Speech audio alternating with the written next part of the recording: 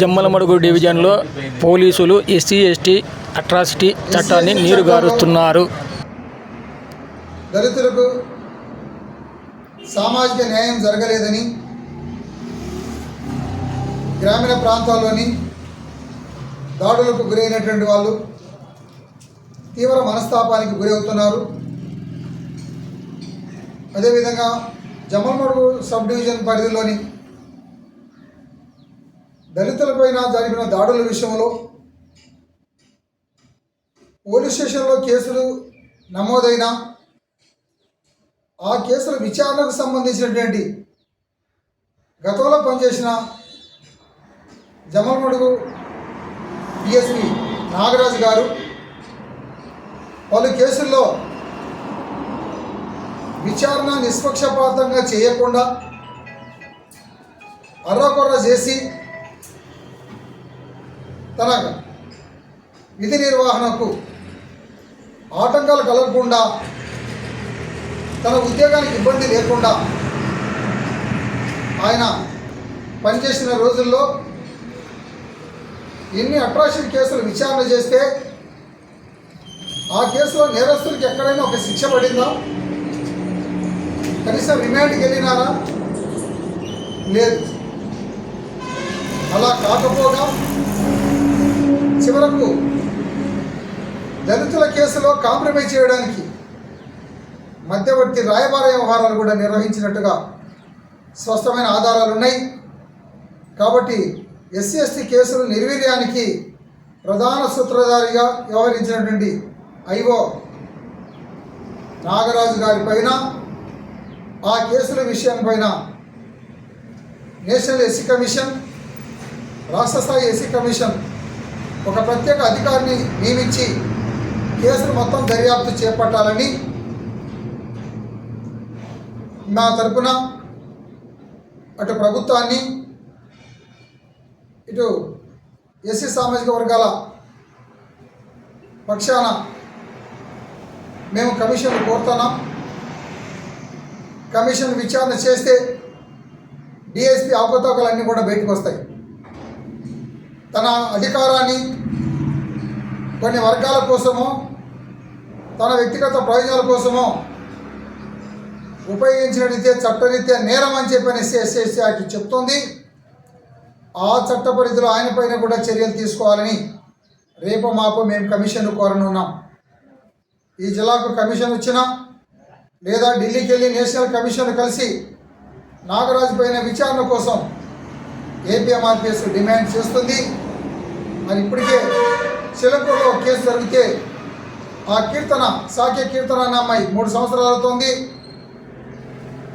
వాస్తవాలు ఉన్నాయి, వీడియోలు ఉన్నాయి, అబ్బాయి లైఫ్లో ఏదించినట్టుగా ఫోటోలు ఉన్నాయి, ఇన్ని రకాల సాక్ష్యాధారాలు ఉన్నాయి. ఎస్సీ కేసు నమోదైతే ఆ కేసును అర్రకొర్ర చేసి అది న్యాయస్థానానికి పంపించి తగిన సమాచారం కూడా బాధ్యతలు ఇవ్వకుండా మరి బదిలీ పైన వెళ్ళినటువంటి నాగరాజు పైన ఎస్సీ కమిషన్ ఖచ్చితంగా చర్యలు తీసుకోవాలి, కేసులు దర్యాప్తు చేయాలి.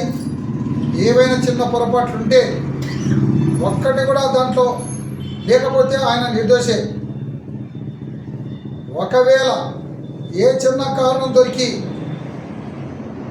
చట్ట పరిధిలో నేరాలు భుజాన్ని వేసుకోవాల్సి వస్తుందేమో ఇప్పటికైనా సంబంధిత అధికారులకు మీరు ఒక వివరాలన్నీ కూడా తెలుసుకోండి.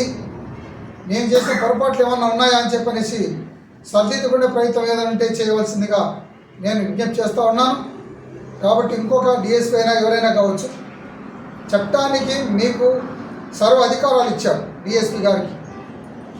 ఆ ఎస్సీ ఎస్టీ చట్టాన్ని కాపాడుతూ దళితులకు ఏ రకమైన అన్యాయం జరగకుండా వారి పక్షాన మీరు ఉండాల్సిన గురించి రాజకీయ ఒత్తిళ్లకు ఆర్థికంగా ఇచ్చేటువంటి సహకారాలకు మీరు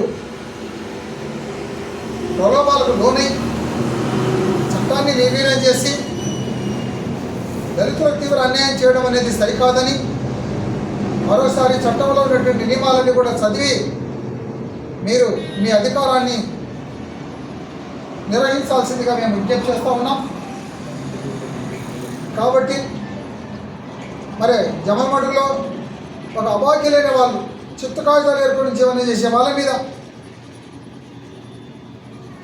ఒక మహిళా నాయకురాలు అల్లె ప్రభావతి చిత్రహింసలు పెట్టి మంటకు ఎండలో నిలబెట్టి ఒంటి మీద బట్టలు లేకుండా చేస్తే తాగడానికి నీళ్ళు అడిగితే మూత్రం తాగండి అని చెప్తే అంటే ఆ కేసుల విషయంలో కూడా ఎఫ్ఐఆర్లో ఉన్న కేసులని తగ్గించి ముద్దాయికి అనుకూలంగా వ్యవహరించిన తీరు స్పష్టంగా ఉన్నది. అటు సాక్ష్య కీర్తన కేసులో ఉంది, ఇంకా 2-3 కేసుల్లో అదే విధంగా ఉన్నది. మరి నిన్నమనగాక దేనేపల్లిలో కూడా ఒక వ్యక్తి దళితుడు తన పశు ఆవును అమ్ముకుంటే దాని సంవత్సరాల నుంచి డబ్బులు రాలేదని అడగడానికి వచ్చే దాడి చేస్తే ఆ కేసు ఇప్పుడు ఇక్కడ కంప్లైంట్ చేస్తే కేసు కట్టడానికి కులం పేరుతో తిట్టలేదు కదా అని అడిగాడు.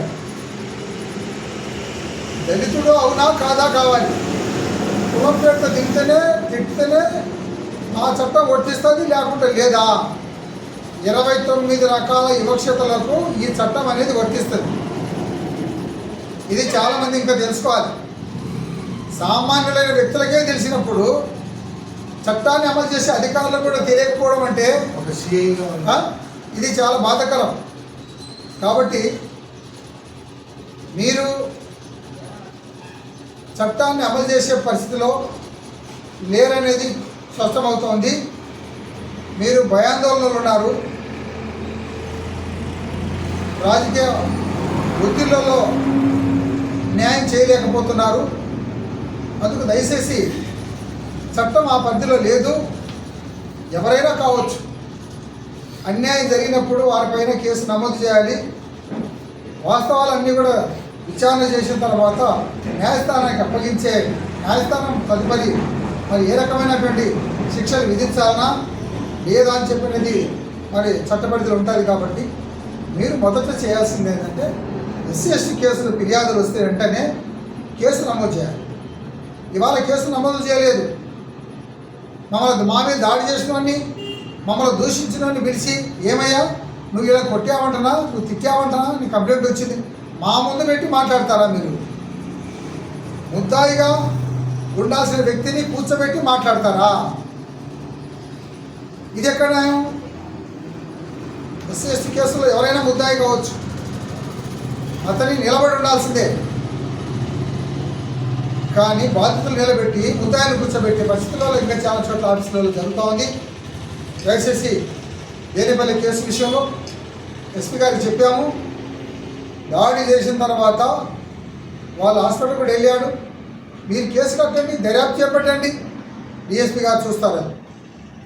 కానీ అన్నీ కూడా మీరే చేయాలనుకుంటే అది మీకు అధికారం ఇవ్వలేదు. కేసు కట్టే అధికారం ఎస్ఐ గారికి ఉంది, లేదా హౌస్ ఆఫీసర్ ఎవరైనా కట్టవచ్చు. కానీ దాని దర్యాప్తు వ్యవహారం అంతా కూడా DSP స్థాయి అధికారి చేతిలో ఉంది. కాబట్టి మీరు ఆయన దృష్టికి తీసుకుపోవాలి. కానీ కర్తవ్య అంతా మీరే చేయాలని చెప్పంటే అది భావ్యం కాదు. చట్టంలో ఆ రకంగా లేదని చెప్పిన విషయం స్పష్టంగా తెలియజేస్తున్నాం. దయచేసి ఇకనైనా కుల దూషణ చేయకపోయినా, కుల ప్రస్తావన రాకపోయినా SC/ST కేసు నమోదు చేయాల్సిందే. ఒకసాట మహిళ మీద అత్యాచారం జరిగినప్పుడు కులం పేరుతో తిడుతూ అత్యాచారం చేస్తాడా? ఓ మర్డర్ చేసినప్పుడు ఒక వ్యక్తిని కులం పేరుతో దూషించి మర్డర్ చేసినట్టుగా FIRలో ఉన్నాయా? జరిగిన తర్వాత అతను ఏ కులస్తుడు దాడి చేశాడు, ఏ కులస్తుడు చంపబడ్డాడు, ఓ దళితుని అని చెప్పి ఆరాధీసి అతని దెబ్బ ఇతర కులం అయితే అతని మీద కేసు నమోదు చేస్తే చట్టం. కానీ దాన్ని దూషించినట్టు ఇంకొకటి సాక్ష్యం ఉండాలి అని అడగడం చట్టంలో ఎక్కడ లేదు.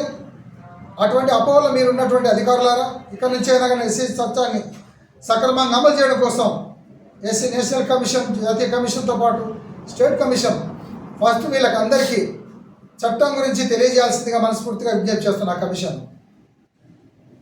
ముందు మీరు తెలుసుకోవాలి, అధికారులే తెలుసుకోలేకపోతున్నారు.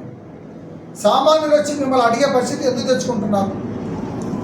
కాబట్టి SC/ST చట్టం నిర్వీర్యం చేయకండి అని చెప్పని వాళ్ళకి 2 చేతులు ఎత్తి నమస్కరిస్తున్నాను. చట్టాన్ని మీరు కాపాడాల్సిన అధికారులు, చట్టాన్ని మీరు నిర్వీర్యం చేయకండి. మా రక్షణ ఉన్నటువంటి చట్టం ఒక్కటే. మాకు రక్షణ కల్పించే చట్టాన్ని కూడా మీరు నిర్వీర్యం చేస్తే ఇంకా మేము ఎవరికి చెప్పుకోవాలి? 3 దశాబ్దాల కాలమైనా కూడా ఇంకా వివక్షిత గ్రామాలలో ఉంది. 2 క్లాసుల పద్ధతులు ఉన్నాయి. దేవాలయం ప్రవేశం లేదు. పెళ్లి కుమార్తె పెళ్లి కొడుకులు ఊరేగింపు వెళ్ళడానికి లేదు. అర్ధరాత్రి పూట పలకల సందడితో పోవడానికి లేదు. ఎన్ని రకాల పర్మిషన్లు తీసుకోవాలి చూడండి. రచ్చబండ మీద కూర్చోడానికి లేదు. ఒక సర్పంచ్ అయినా కూడా ఆ గ్రామ స్థాయిలో పెత్తనం మాత్రం పెద్దవాళ్ళే జరుగుతాయి తప్ప సర్పంచ్ కింద కూర్చునే పరిస్థితి కూడా చూస్తున్నాం పేపర్లో, టీవీలో. ఎక్కడ చట్టం ఇంకా అమలు అవుతుంది? ఎందుకు ఈ వివక్షత పోలేదు? ఇది దళితులను వెంటాడుతున్న ఈ వివక్షతను జాతీయ కమిషన్, స్టేట్ కమిషన్, ఇటు కేంద్ర రాష్ట్ర ప్రభుత్వాలు ప్రత్యేక శ్రద్ధ తీసుకొని దీన్ని పూర్తిగా నిర్మూలించడానికి కోసం ప్రభుత్వం ప్రత్యేక విభాగాలను ఏర్పాటు చేసి ఏ గ్రామంలో అడ్రాంతరం ఉన్నదో ఆ గ్రామాలకు ప్రభుత్వ కార్యకలాపాలకు సంబంధించిన విషయాలన్నీ కూడా కొన్ని తగ్గించి నిషేధించాల్సిన అవసరం ఉంది.